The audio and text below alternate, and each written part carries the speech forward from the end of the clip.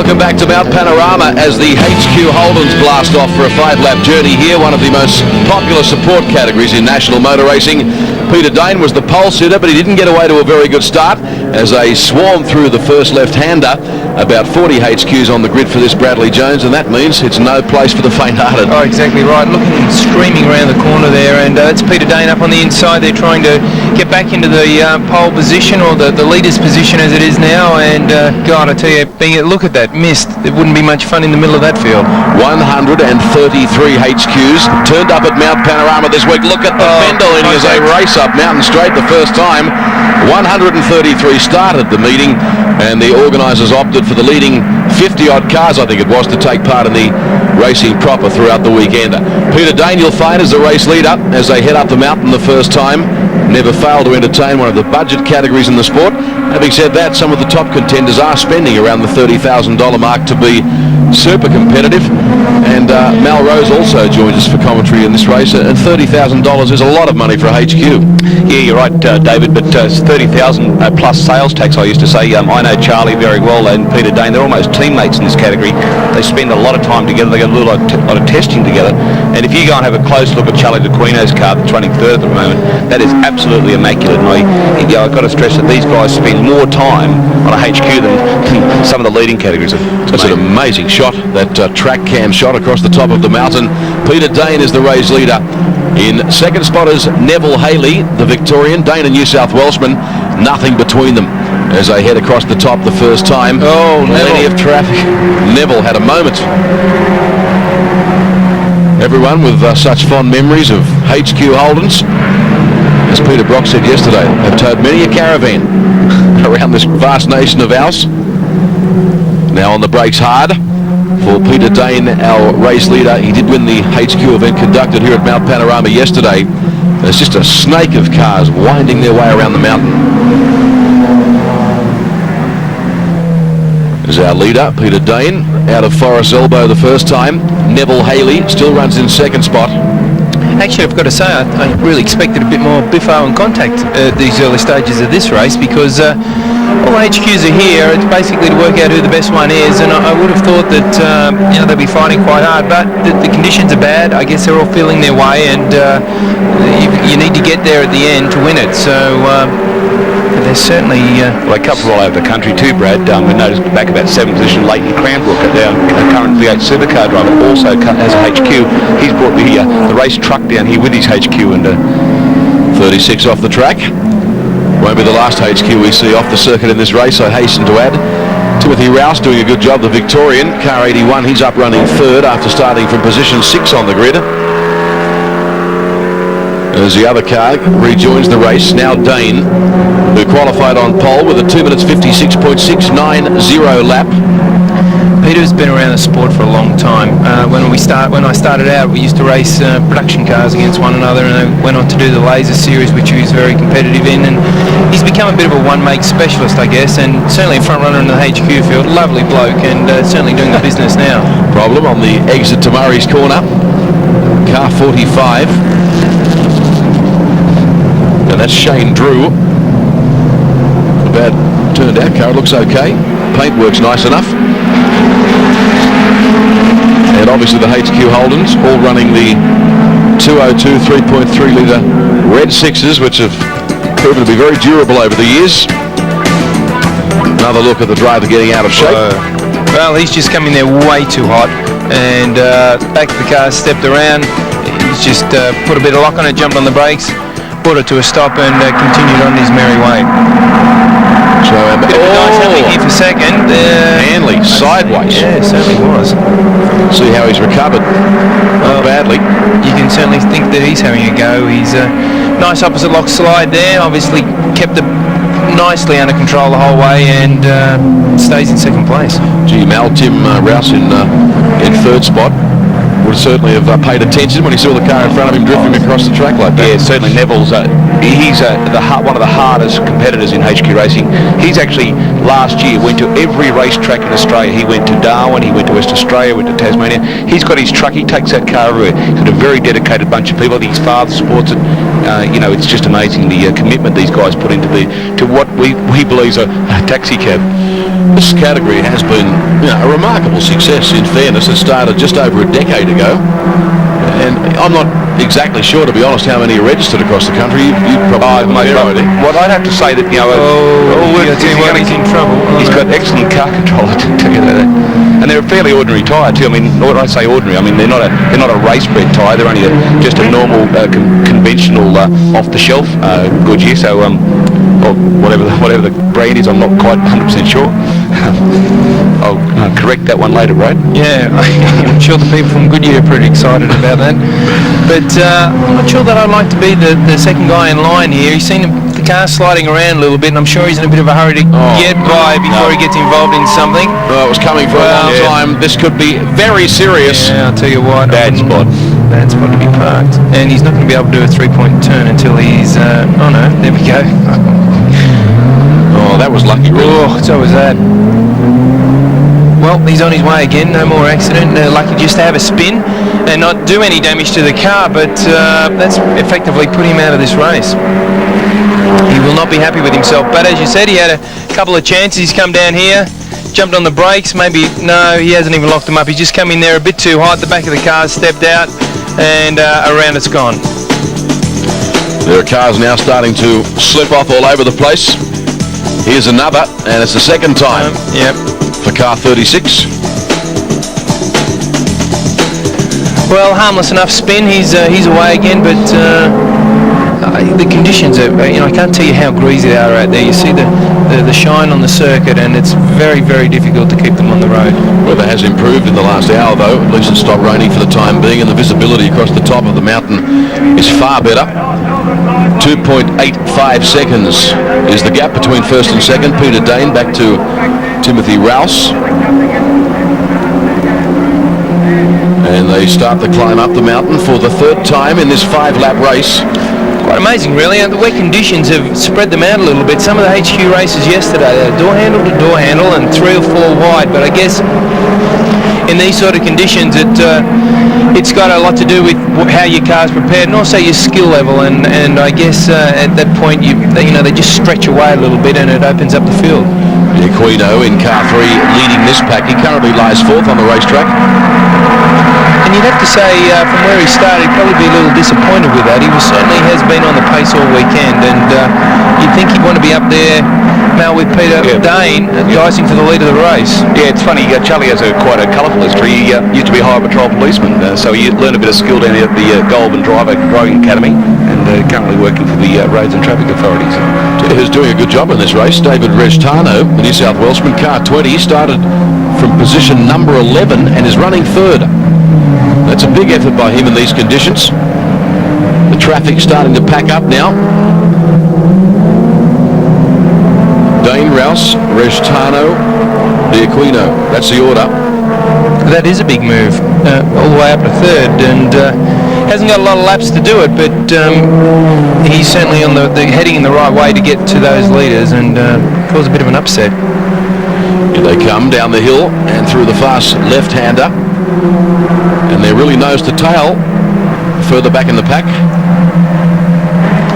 They feature strongly HQs on so many varying race programs around the country. I mentioned yesterday during our call of one of their races, if you own a HQ, in reality you can race just about every weekend somewhere. Yeah, certainly. I talked to the boys before, and they reckon that in New South Wales there is not a HQ panel left you can buy. Certainly, I reckon the old auction system's going to work soon. The highest bidder gets a bonnet or a front guard, because there's just none left. There's the top 5 for you. Dane, Rowse, Rejtano, Aquino and Young. And the leader accelerating down Conrod Straight. Enjoys a pretty reasonable margin, 2.8 seconds the gap. He does, but Peter's in a position that, it's great that he's out in front and he's got a clear road in front of him, but by the same token, he needs to be just a little bit cautious that he doesn't hit the puddle of water and have half a loser spin, run off the road a little bit, lock a brake, and where the guys behind him will be pressing on because they figure they don't have that much to lose. So they'll be chasing him pretty hard, but we're winding the laps down a little bit here, and really from where Peter is there, I think it's a pretty tall ask to run him down. All of the HQs shot with a Bridgestone radial control tyre.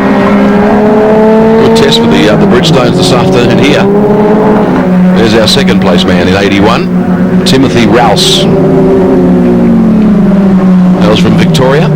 He's travelled plenty of kilometres to be here this weekend. Dane, a little sideways out of Murray's corner, heading back up pit straight for the commencement of the fourth lap. Mel, do these all have column shifts in them? Or? No, actually what they do is most of them have modified it to put the old floor shift. There's still a 3-speed transmission, 202 engine obviously, single barrel Stromberg carburetor, a modified exhaust system they're allowed. I mean, it's very strict once again. The camshafts are all the same, the cylinder heads are all the same gearbox ratios, same differential ratio. So I mean, the level of commitment these guys put in to make them handle is just all in getting the suspension angles right, the camber and caster.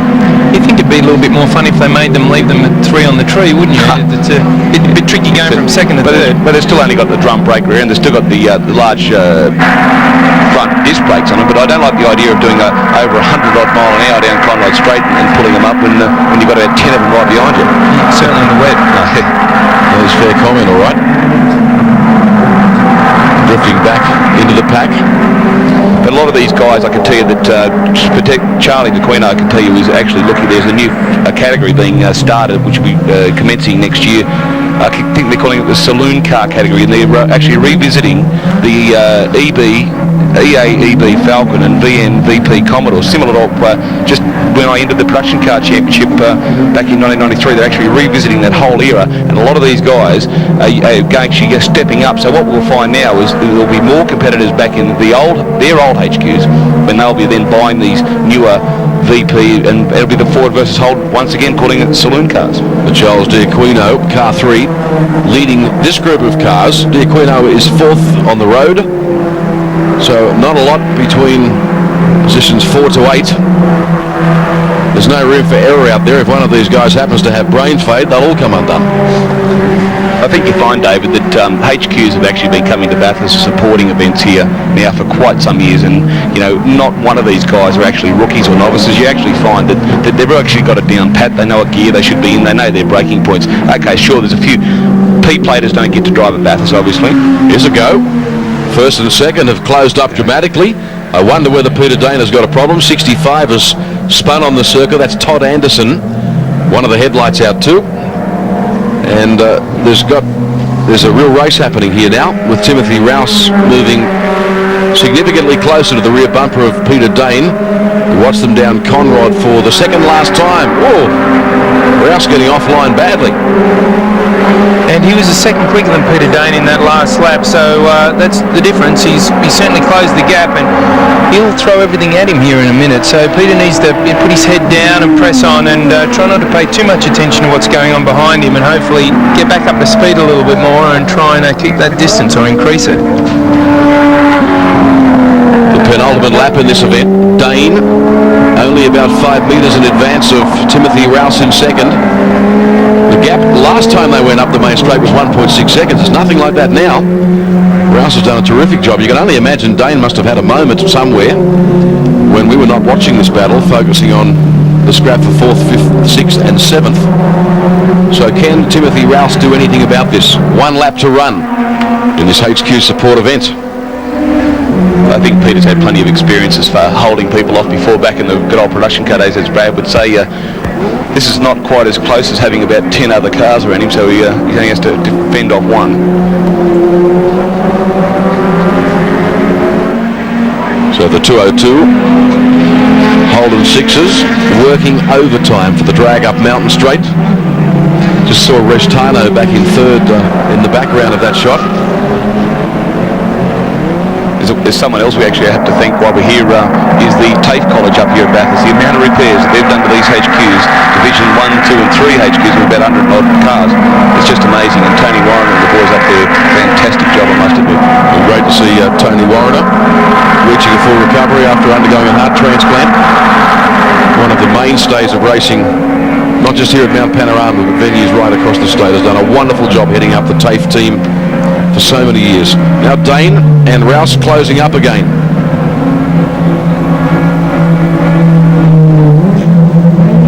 Dane will be just trying to keep it nice and smooth,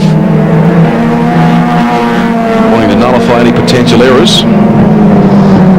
Brad Jones, it's interesting that you watch the HQ, the quick HQ guys are using all the road, and in fact at different times they're using pieces. They're actually on a piece of road which is actually a bit damp because the other guys aren't going quite as well, tend to be more conservative. They stay tighter. These guys are actually using the road to keep the momentum up in these big HQs. That's true, they are. And the other thing they're doing is brushing across the white lines, which always worries me a little bit, but doesn't seem to be hampering their march forward. But these two are really close. I can see a bit of a go here towards the end of this lap. We're talking about the big Aussie 6, mate. Oh, look at that. Oh, he's having a go here. He's got the old HQ wound up, pulling to the dipper. He's honking down the bottom. And I think it's very, very interesting, isn't it? He's close. He is close. He'll attack. Will he attack at Forest Elbow? Will he attack? I reckon he'll wait until they get to Conrod. He's hung back a little bit there. He's looking for the nice run onto the straight. Peter's had to cover him a little bit there. Yeah. Okay, here we go. Flat on the gas right now. Ooh, stay on it. Sideways, but not bad. Let's see how... Just dropped back a fraction there. It's a pity that it stepped out because he was in a position to really challenge. So we'll see. He'll get a bit of a draft down here in the HQ. It's a bit like following a brick. I don't know whether it's going to be enough or not. Hey, this is Australia's own, Bradley. This has got a drag coefficient around about 0.43. What are you talking about? I'll tell you what, it'll be an interesting last corner. I've got no doubt Rowse is going to have a big go here. He moves a bit closer to our leader, Peter Dane. This is the last lap. Hugging look at leader Dane. He's got the wobbles. Thank you very much down the right-hand side of the track. Setting himself up for an outside. Look at this. Oh, this is good. Exchanging paint here. Dane is keeping it nice and tidy though. He's not being flustered, that's for sure. Tell you what, that wasn't a bad move around the outside there. I didn't think that he'd get right round. Hey, quite gentlemanly really between them both because he could have done our launch show. Oh, he's going to have a go here. I don't know how gentlemanly this is going to be. Up the inside. Quite gentlemanly enough, is it? Last corner, and Rowse is going to get the victory. I suspected it might be an interesting last corner. That is the way it worked out. We loved it. I'm not sure Peter Dane will be too excited though. I'm positive you're right about that. Restano was third in car number 20, then Charles D'Aquino. Maselli finishing fifth in car number 35. Well, you've got to pay tribute there to Rowse. He really drove that very strongly, quite determined performance. Well, he never gave in, did he? He was certainly at him the whole way, and he's pretty happy right now. And definitely a legit move, that one. I mean, you could sit back and say, was he, according to the pundits, they say how far past the B pillar was he, or the C pillar or whatever, but that was his corner. Let's take a look at the top five now at the completion of that 5-lap HQ event. Timothy Rowse, the victor, worked hard for it and got the cash. Peter Dane second, then David Restano, Charles D'Aquino and Michael Maselli. A lot more motorsport coming your way from Mount Panorama.